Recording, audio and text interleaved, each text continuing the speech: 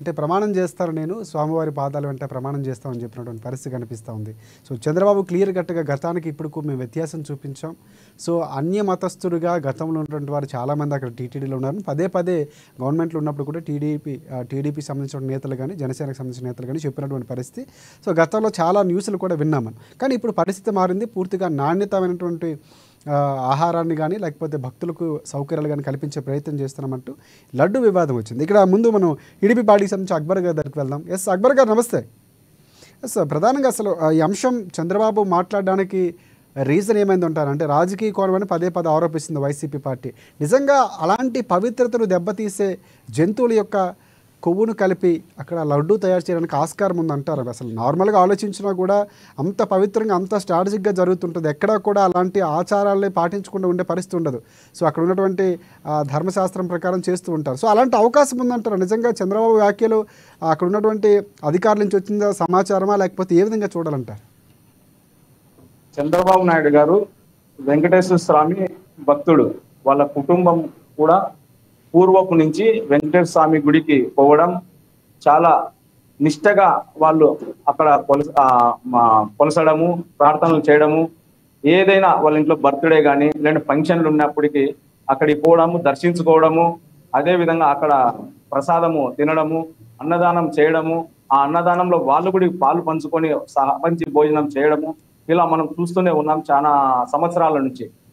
అయితే చంద్రబాబు నాయుడు గారి నోట ఆ విధంగా వచ్చిందంటే ఖచ్చితంగా అది వాస్తవం అయి ఉంటుంది కనుకనే వస్తుంది. ఎందుకంటే ఆయనకు ఒక ప్రత్యేకమైన ఇంటెలిజెన్సీ, అక్కడ ఉన్నటువంటి ఉద్యోగస్తులు ఇచ్చినటువంటి నివేదిక మేరకే ఆయన మాట్లాడినాడు తప్ప ఆయన సొంతంగా మాట్లాడింది అయితే కాదు. ఎందుకంటే ఒక రోజు 14 టన్నుల ఆవు నెయ్యి అనేది తిరుమల తిరుపతికి అవసరం అనేది మనకు తెలుస్తా ఉంది. గత ప్రభుత్వంలో ఆవు నెయ్యి సప్లై చేయలేకపోగా కొద్దిగా ఈ జంతువుల నుంచి వచ్చినటువంటి కొవ్వును, అదేవిధంగా వెజిటబుల్ ఆయిల్ ను మిక్స్ చేసి ఇక్కడ వాడినారని చెప్పేసి, లడ్డులో వాడినారని చెప్పేసి కొంతమంది అనాలిసిస్టులు గుడికి చెప్పడం జరుగుతా ఉంది.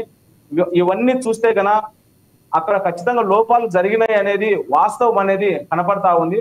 దాన్ని కరెక్ట్ చేస్తామని చెప్పేసి స్వచ్ఛమైనటువంటి ఆవు నెయ్యితో లడ్డును తీసుకొని వస్తాం, మళ్ళా తయారు చేస్తాం, భక్తుల యొక్క మనోభావాలను కాపాడుతామని చెప్పి చంద్రబాబు నాయుడు గారు చెప్తా ఉన్నారు. ఏదైతే తిరుమల తిరుపతి ఎంత ఫేమసో అక్కడ తయారు చేసే లడ్డు గుడికి అంత ఫేమస్.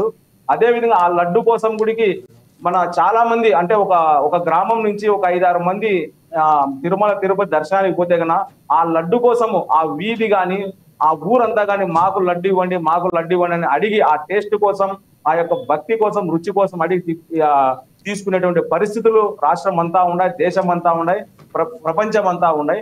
అలాంటి ప్రసిద్ధి గాంచిన లడ్డులో ఈ విధంగా అవకతవకలు జరిగాయంటే గన ఖచ్చితంగా ఇది భక్తుల యొక్క మనోభావాలను దెబ్బతీసినట్టే. దాన్ని కరెక్ట్ చేసుకోవాల్సినటువంటి పరిస్థితి ఉన్నప్పటికీ మళ్ళా వైసీపీ వారు ప్రమాణాలు చేస్తాం, అది చేస్తాం, ఇది చేస్తాం అని చెప్పడం అనేది చాలా బాధాకరము. మేమైతే గన తెలుగుదేశం ప్రభుత్వం తరఫున అక్కడ ఇబ్బందులు జరిగాయి, అక్కడ అవకతవకలు జరిగాయి కనుకనే స్వచ్ఛమైనటువంటి ఆవు నెయ్యితో తిరిగి భక్తుల యొక్క మనోభావాలను కాపాడే దానికోసం మేము ప్రయత్నం చేస్తూనే ఉంటాం. ఖచ్చితంగా మేము ఆ యొక్క ప్రతిష్టను పెంచే దానికోసమే మా యొక్క ప్రభుత్వం గట్టిగా నిలబడుతుందని చెప్పేసి మేము చెప్తా ఉన్నాం. వైసీపీ వారు అబద్ధాల మీద అబద్ధాలు మాట్లాడతారనేది రాష్ట్ర ప్రజలందరికీ తెలుసు. వాళ్ళ అబద్ధాలు మారుతానే ఉంటారు. వాళ్ళు ఏదైతే అబద్ధాలు మాట్లాడుతున్నారో మేము అన్ని పట్టించుకోము. ఎక్కడైతే ఈ రాష్ట్రంలో జరిగినటువంటి అవకతవకలను కరెక్ట్ చేసుకుంటా ఈ రాష్ట్ర ప్రజలకు సులభతరం చేస్తా మేము ముందుకు పోతామని చెప్పేసి మేము మీకు తెలియజేస్తామండి.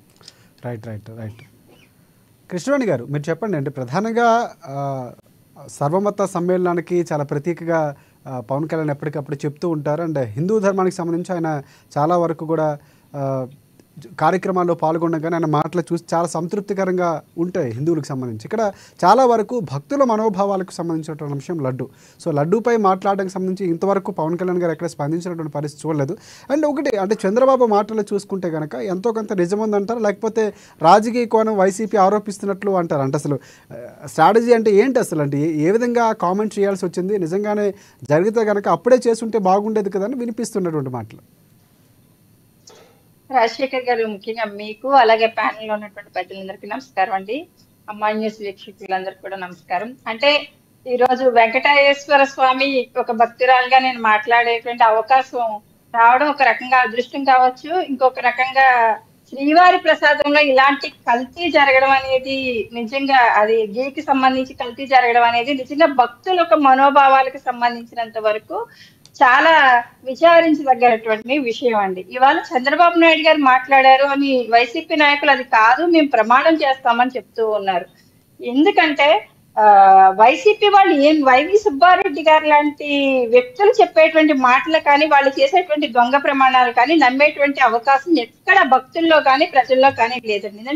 ఎందుకంటే ఆయన టీటీడీ చైర్మన్ గా ఉన్నప్పుడు వైవి సుబ్బారెడ్డి గారు ఆర్జిత సేవలో టికెట్లు కావచ్చు మిగతా ఇదే వేటికి వాటికి రేట్లు పెంచేసేసి వెంకటేశ్వర స్వామిని ఒక వస్తువు వెంకటేశ్వర స్వామి సేవన్నా ఆయన భక్తి అయినా ఆయన్ని దర్శనం టికెట్లు అయినా సరే కానీ ఒక వ్యాపారంగా మాత్రమే చూసింది తప్ప వైసీపీ భక్తుల యొక్క మనోభావాలను గౌరవించి ఎప్పుడు ముందుకు వెళ్ళలేదండి. ఇవాళ నెయ్యి గురించి మాట్లాడారు అని అంటే గనక ఇది నిజంగా వెంకటేశ్వర స్వామి వైసీపీ నాయకులు చేసినటువంటి శిక్షగానే భావించవచ్చు. ఎందుకంటే మార్కెట్ లో నెయ్యి ధర ఎంత ఉంది, వీళ్ళు వేసినటువంటి టెండర్ లో ఎంత తక్కువకి ఎందుకు వీళ్ళు కొటేషన్ చేశారన్నది కూడా క్లియర్ గా అర్థమవుతుందండి. అన్ని కూడా వీళ్ళు 2023లో December 14th జరిగినటువంటి టెండర్ లో వీళ్ళు ఎందుకు అంత తక్కువగా వేసారు. రివర్స్ టెండరింగ్ లో కూడా తర్వాత మళ్ళీ వీళ్ళు వెయ్యలేదు అంటే కనుక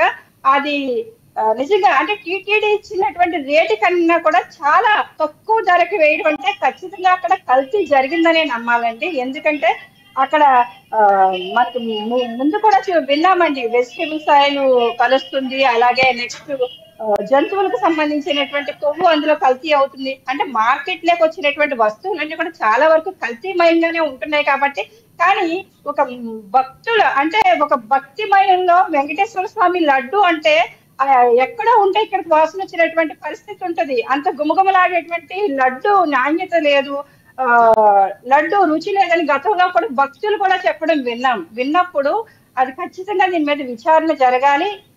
మా కూటమి ప్రభుత్వం అయితే మాత్రం ఇక్కడ ప్రతి విషయాన్ని కూడా ట్రాన్స్పరెంట్ గా ప్రజలకు వివరించి చెప్తూనే ఒక పక్కన దీన్ని ఈ కల్తీ నుంచి బయటకు తీసుకుని వచ్చి హిందూ మనోభావాలను కాపాడడానికే కానీ ఏ వ్యక్తుల మనోభావాల్ని కూడా కించపరిచేటువంటి విధంగా లేకుండా మాత్రం కూటమి ప్రభుత్వం అయితే మాత్రం పనిచేస్తుందండి.